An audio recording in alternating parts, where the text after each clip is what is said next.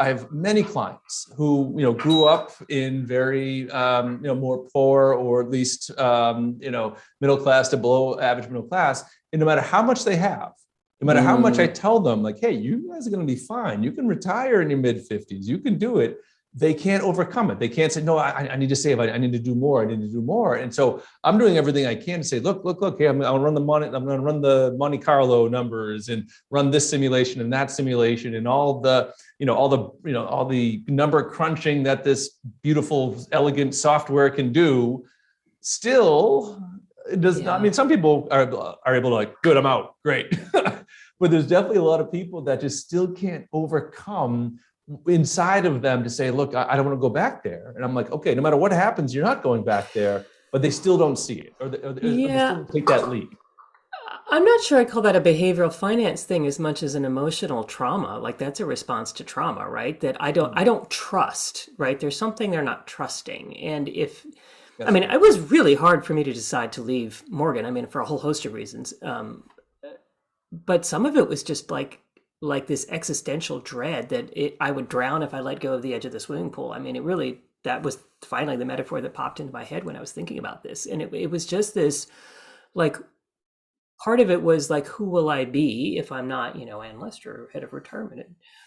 Some of it was money and that concern. And so, but it was all kind of bundled up, like this identity. And again, I think that's where I think for people to really, I think money is a means to an end, right? And it's a means to live a life you enjoy living, and however you define that, right? Whether it's having time and energy to give back and volunteer, or to, write books, or to, go hiking, or do, whatever your definition is. I think money is a means to an end. And I do think our society creates a very easy way for us all to keep score. Like, how are we doing? Well, here's how I'm doing. Right.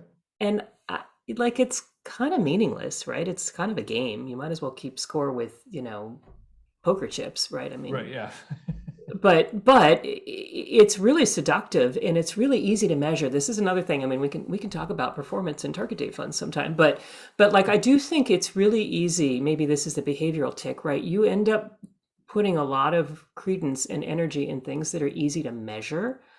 And finance and money is a thing that it's really easy to keep score with. So it's like a default, like, well, I can see that, I can measure it, I understand how it works, right? And so it gives you this weird sense that must be the right answer. And, what I'm talking about, and certainly what I've been thinking about over the last probably 5 to 10 years and longer, is like, what is a life well lived? And certainly the more money you have, the more comfortable you can be doing it, and the less stress you have about it. But that's, like, there's some minimum above which you can really let a lot of stuff go. And it's really, to me, the trick is figuring out where that line is. Like, where is your bottom line?